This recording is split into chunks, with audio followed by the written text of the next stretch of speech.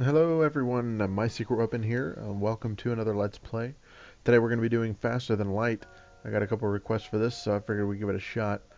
Um, if you haven't played this before, it is a rogue-style sci-fi action strategy game.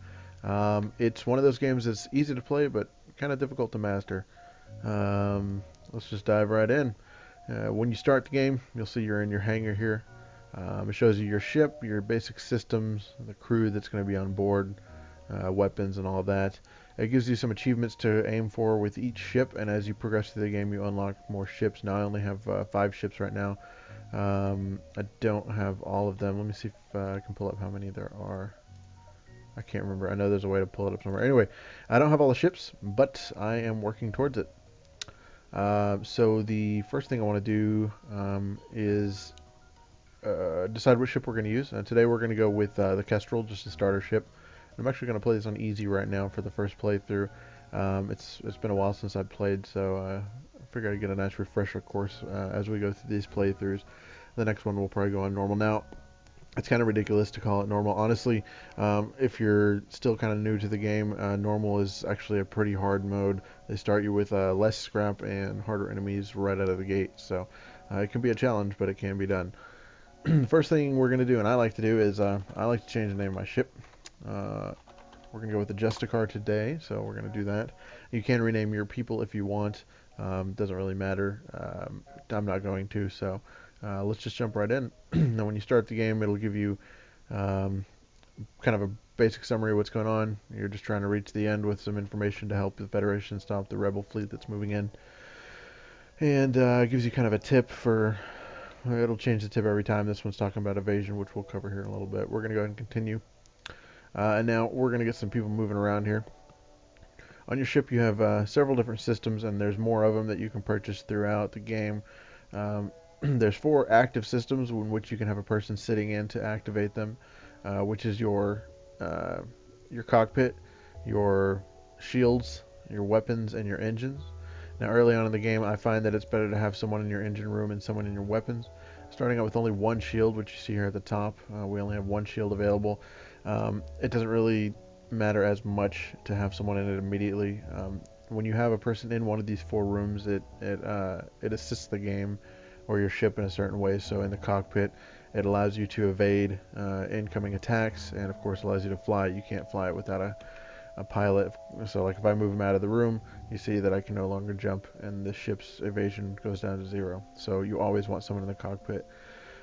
In the weapons, it just reduces the cooldown of the weapon time. In the engines, it increases your evasion and reduces the cooldown of your jump time. So yeah, we also start with 2 different weapons. We have the Burst Laser 2 and the Artemis. Now the Burst Laser 2 is widely considered one of the best weapons in the game. It's a very powerful weapon to start with. It fires 3 shots at once and has a pretty low energy cost and a pretty decent recharge rate. The Artemis is also good. It only costs one at a time, but it's a missile launcher, and like all missile launchers, it actually requires ammo, unlike your lasers. So you have to be careful of that. I'm going to go ahead and prime my weapons, and I'm going to take off the med bay right now and activate my engines just to get the little extra evasion. No one needs to be healed right now, so let's go ahead and get going. We're going to start on the left side and kind of work our way around. Okay, so we've hit our first battle, and they're immediately trying to get away. Now what I like to do in these situations, there's 2 things I noticed. They have a basic laser and a laser droid. Now the only way they're going to be able to damage to me is if both of those fire in the proper sequence to be able to put damage through, and it'll probably happen. But the first thing I'm going to do is charge my Artemis to take out their cockpit so that they can't jump away. So we'll do that. Actually, we're going to wait for them to both be ready because I want to do a quick attack. So you see, with this, my shields recharge faster than you can. That's usually, it looks like they're going to put some damage in, but that's alright. So I'm going to pause it. My lasers are up and ready to go. So I'm going to fire a missile on the cockpit, unpause it, repause it, and then prime my burst laser. And I'm going to take out their shields. Well, no, I'm just going to take out their shields now. So we've taken out their shields and their cockpit. So now every bit of damage I do will go straight through. 1, because they have no shields to defend, and 2, because their cockpit's out, they have no evasion anymore. You'll also see that now our subsystem sensors are down. That means that we can't see any of our rooms that aren't currently occupied. And if you advance your subsensors, like subsystems, like your sensors, it gives you more options, like the availability to see who is in each room on the other ships and things like that. But we'll cover that in a bit too. So we're going to unpause it and let it go through. Okay, now we see my Artemis is ready, but generally I've already done the damage I need to with the Artemis. I'm not going to do any more.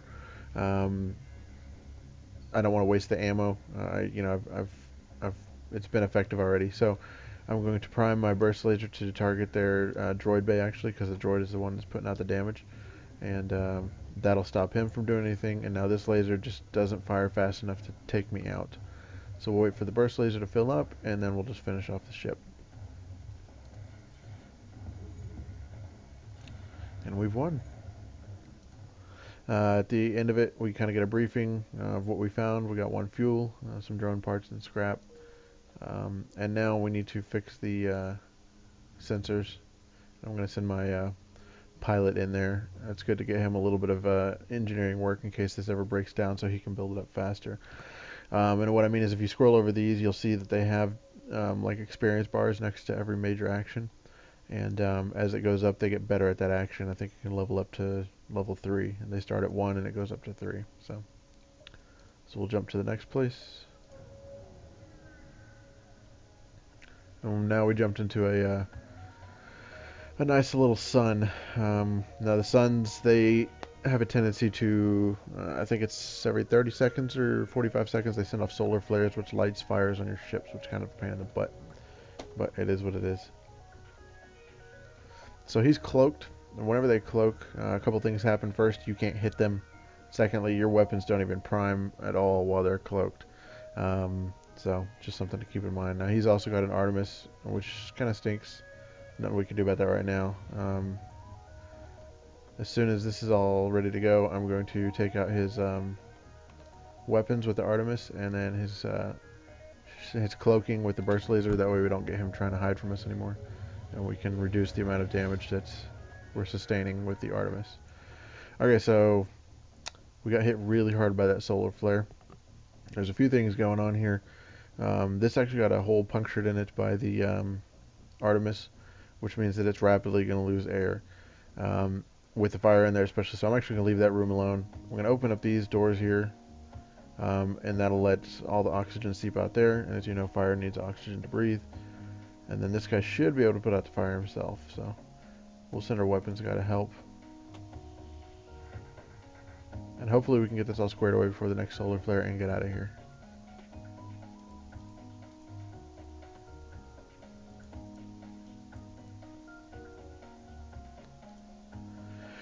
Okay, now we're kind of in a situation here where it's a little rough because we don't have any shields and we're going to have to repair them, but we're jumping blind. We don't know what's in either place, so kind of just the luck of the draw right now. We're going to go ahead and jump here and see what happens. Okay, we actually got lucky there. We're not going to sell any of our missiles. Occasionally you run across these black market buyers. We just ignore the station. And now that the fire is out there, I'm going to send actually all 3 people into that room to try to repair it.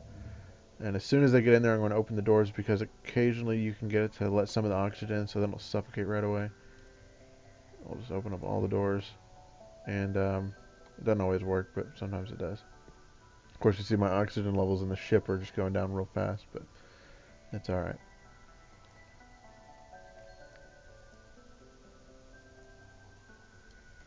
Send them to the med bay. Get them healed up. Close all the doors on the ship.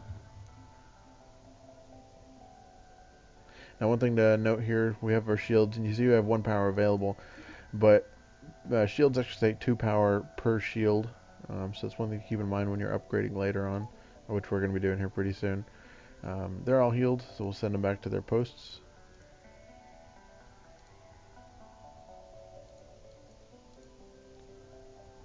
And we'll make another jump and see if we can get in a better spot. We're going to go up here.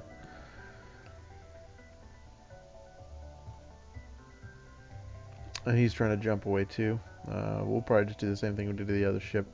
This guy, he has an ion cannon and a regular laser. Depending on how he cycles it, he could do some damage, but it's not going to be near enough to cause us any real trouble. So, yeah, he missed with that. So we're going to take out his bridge and shoot down his weapons a little bit. Now all he has is the ion burst. The only thing he could possibly do, if it was fast enough, which it's not, is to take out our weapons to stop us from firing on him. So, and that's that.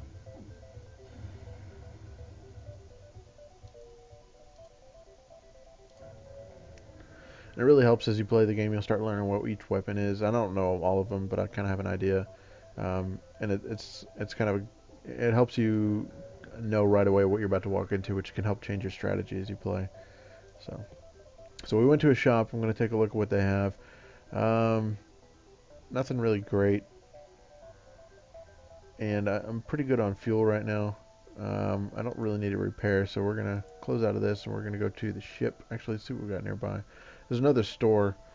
So actually, and we have a distress. Now, whenever you see a distress, generally I like to always go to the distress signals, because it's usually a good way to get some extra scrap. So before I go to the next shop and check, I'm going to go to the distress signal. This guy ran out of fuel.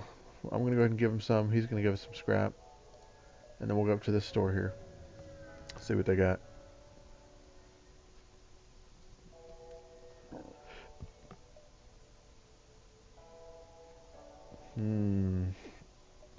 So he's got the weapon pre-igniter, which is actually one of my favorite tools here, but I am 10 short. So, and these aren't bad weapons. The problem is, like, you have some good missile launchers here, but it costs 3 power to run, and that's just, it's heavy, and especially something that consumes missiles. If you are going to use a missile launcher, it's definitely cool if you can get the ones that shoot like 2 missiles at once, and only uses 1 missile. And they've got a couple of them, I forget what they're called. Got a couple bomb weapons too. Now bombs, you actually teleport them onto the station, and they have a pretty high success rate. They don't tend to miss a lot. Now, as far as bombs go, generally the only one I ever use is the ion bomb, and it's my favorite weapon by far in the game, because it will completely shut down a system for like ever. So it's a great way to start out a battle, disabling shields or weapons, because it passes right through shields and everything. So it's great. So anyway, I'm gonna go down here. I don't generally like to go to nebulas, but there's a potential chance for scrap, and if we can get it, I want to get that pre-igniter. So we're gonna attack the pirates, and we're gonna, yeah. So we'll do that. And he's also got a laser and a Artemis, so that Artemis is probably gonna do some damage. It's gonna fire. See what it does. Okay, so it hit our O2 systems, which isn't great. I'm gonna send this guy over here. It's going to lower our evasion down a bit, but I'm also about to take out his weapons anyway, so it's no big deal.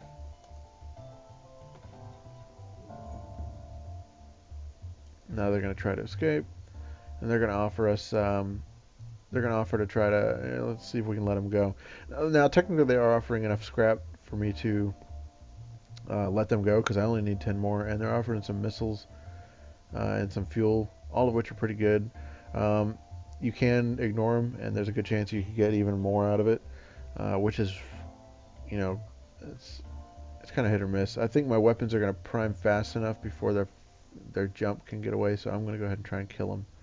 They can't fire back, and they can't defend, so we're just going to take them out. As soon as that burst laser is ready, it'll automatically fire. So there we go. And let's see if I played it right.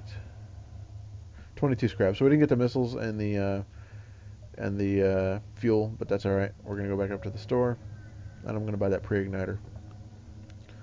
And now what this does is it automatically makes my weapons ready to shoot the instant I come out of jump.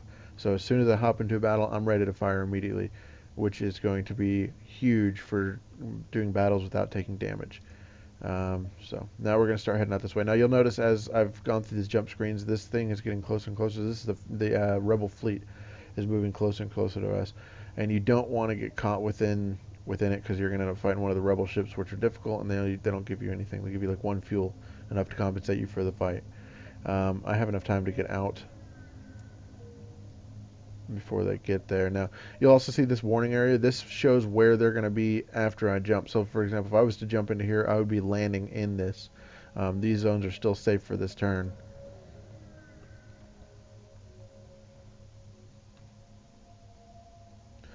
And these are kind of hit and miss too. You can explore the asteroid field. Sometimes you'll get good out of it, and sometimes you'll take damage. And occasionally, like you see here, you catch a pirate. Now you get to see what the pre-igniter is really good for. My weapons are already ready to go, so before he can even shoot that Artemis off, I'm going to destroy his weapons. And then I'm going to take out his shields. And now because we're in an asteroid field, he's probably going to get destroyed by asteroids alone. I probably won't even have to fire again. Yep, there we go. Nice, got an achievement. Alright, and since we're in a danger zone, I have to wait for the drive to fill up, but that's not a problem. So we'll let that go, and then we'll jump to the next sector.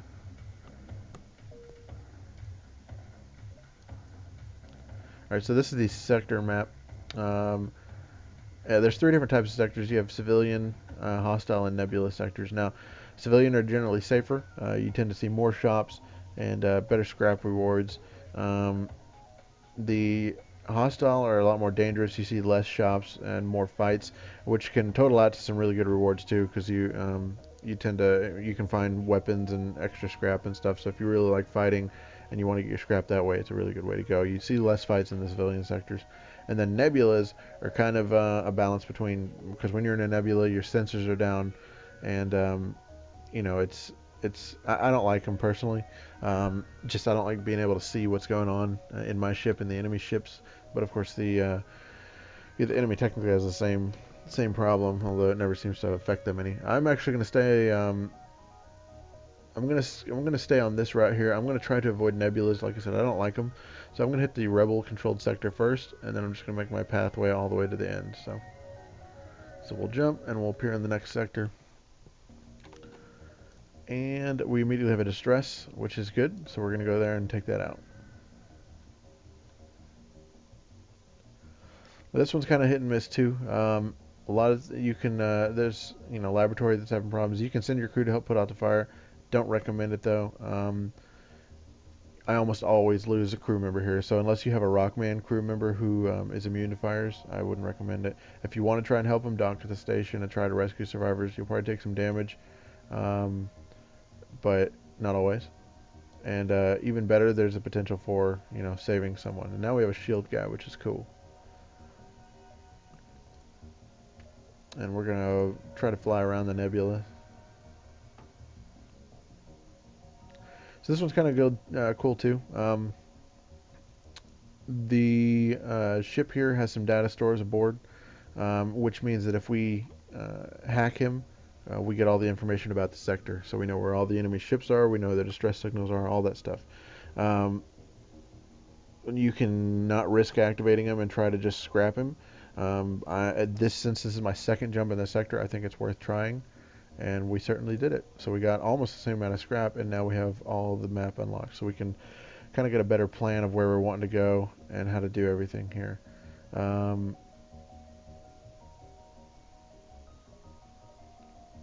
since there's no one coming yet, I'm going to bounce back here and try and take out this ship for the extra scrap. So cool.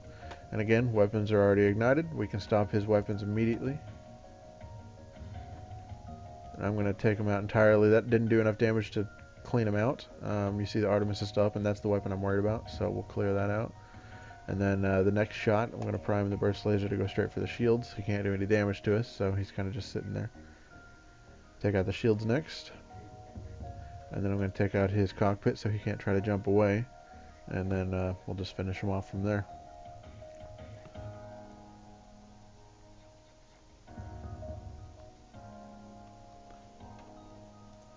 Now, it doesn't really matter what room you hit. If it goes through, it's going to do damage. Even these blank rooms, and there's certain weapons that are specific to blank rooms. If you hit an empty room with a hull type weapon, it'll just break up the hull of the ship. So it'll do extra damage rather than have multipliers on them. So we're going to jump again. If we stay, you'll see we'll be in the warning zone. So we're going to jump. Now, there's one perk to the nebulous systems. Um, the nebulas, they slow down the rebel advancement, so you can actually do a lot more. You can have a lot more sections in a nebula sector before you have to leave. But just for me, the trade-off hasn't ever been worth it.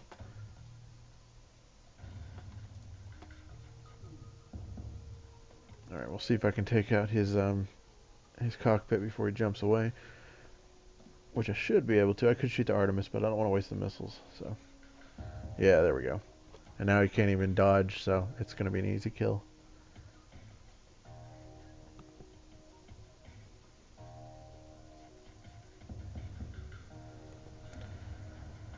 Game, set, match. All right. Let's do this, and then we're going to jump to the store. And before I do any ship upgrades, I want to see what this next store has. If they don't have anything great, then I'm going to start upgrading the ship, and we'll cover that. Again, kind of the same thing. He didn't even have shields, so I'm not even going to use the Artemis this time. I'm just going to go straight out with the burst laser. The only thing he has available is a regular laser and the ion cannon. And the most that ion is going to do to us is shut the shields down if it even hits. So easy fight. Again, it's all about knowing what weapons they have, and of course, having the right systems like that pre-igniter. I almost never find that early in the game. That was just a blessing right there. Cool. We got some good scrap going. We're going to jump to the store. Let's see what they have. Stealth weapons, drone recovery. We're not really using drones. That one's not bad either, but I'm usually not up for running from a fight. Now, the best thing they have here is cloaking. I don't have anything to sell for it though. And that's a really, really good evasion tool because you can use this defensively. If you're ever in a situation where you haven't been able to take out their weapons early enough and they have missiles, you can actually dodge missile attacks by cloaking right before it hits you, which is really nice. But we do have the primer, so I'm going to actually upgrade the ship here.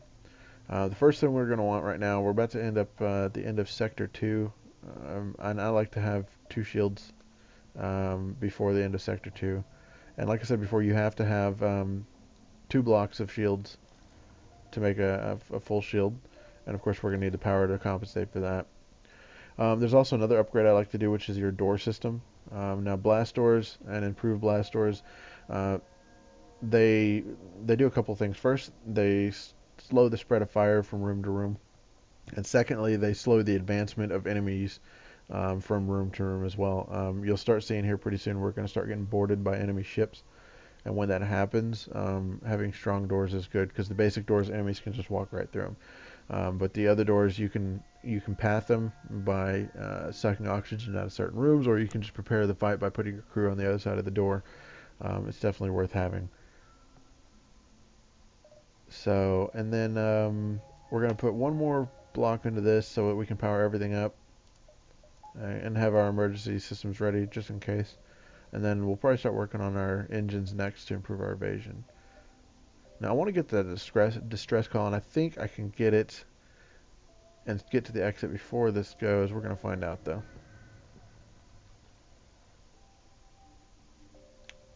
Rebel ship, or yeah, we're going to demand the surrender of his goods, and he's going to try and get away immediately.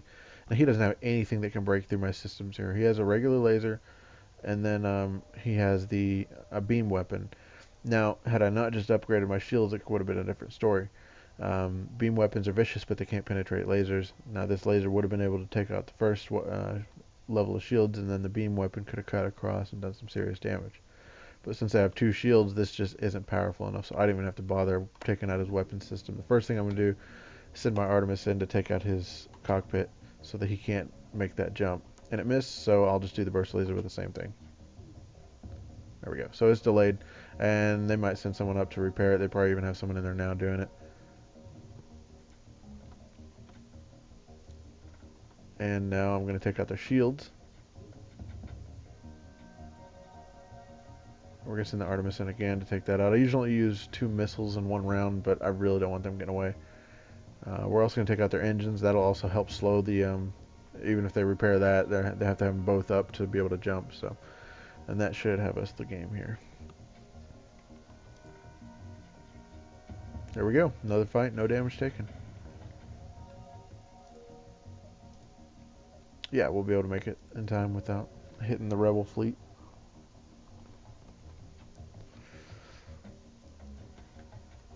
Now he does have the Artemis. I'm going to try with my burst laser first to take out his weapons. And it was enough to take out the Artemis, which is good. If that was even an Artemis, I didn't even check. Either way, his ion cannon's not going to be enough to get past us, especially now that we have 2 shields. We'll go ahead and finish that off too. Alright. And then the last shot, we're going to go straight for the cockpit, because if the first shot hits the and they'll finish him off entirely. Boom.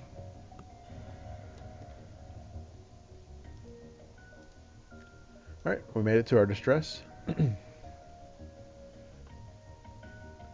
Alright, so this is a new one. We haven't seen this yet. This dark green laser in this bar here is a Zoltan shield. Now, basically this means that before you can do anything to the ship, you have to take out this shield. You can't teleport people on it with a boarding party. You can't send bombs in, nothing.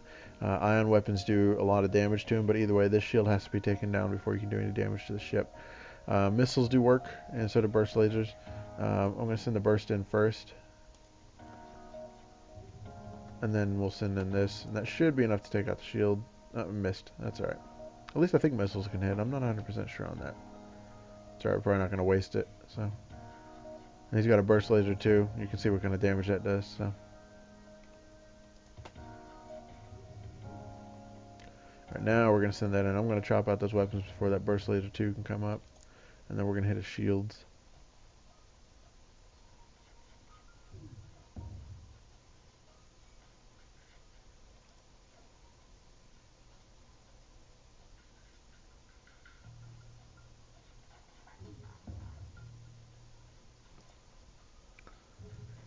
Probably need to take out that cockpit. And his evasion is really good. Oh, no, we're going to target the weapons. He switched over to the burst laser 2, and that's the last thing I want. So, now he's jumping. He's trying to jump. It got delayed. They're moving people around. If the burst laser doesn't do it, I am going to send the Artemis in to finish it off, though. Okay, yeah, because I just don't want them jumping away. Alright, sitting good on scrap again. So we finished that up, and we're going to head to the exit. Alright, slaver ship. There's a couple different options here. You can buy a slave from them, which is cool. It'll immediately join your crew. You can completely ignore them, or you can attack them, which is what I like to do. And most of the time, I'd say about 90% of the time, you'll see what happens here. If you do enough damage to these guys, they'll actually offer you up a slave if you let them go. So it's basically a way to get a free slave, especially if you're in a situation like this where they have 2 lasers that can't do any damage to you. I didn't have to send the Artemis in. I can just start firing the burst lasers out.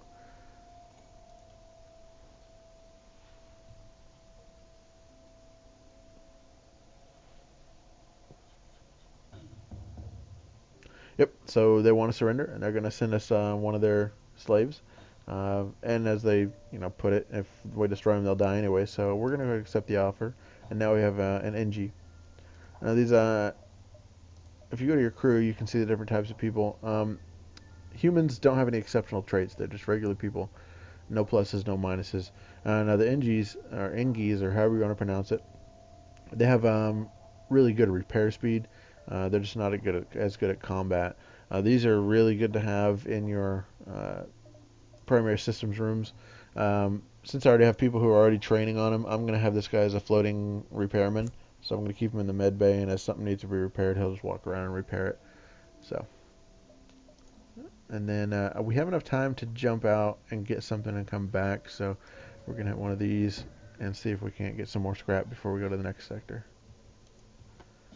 And again, we have an Artemis, so I'm going to gun for his guns first. Got that. We're going to go for the shields. Got those. And then, of course, we're going to go for the cockpit to prevent him from trying to jump, which he may try to do. Oh, that was close. Alright, so his weapon's back online. I'm going to shoot at his weapons with another Artemis. Like I said, I don't generally like to use them, but I don't want to get shot by a missile. It's worth spinning that missile rather than take the damage. So,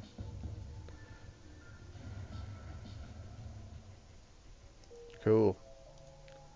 And yeah, we're going to go back now because the next jump after that would put us in damage. So, all right, let's check our ship, see if we need to do any upgrades before we move on.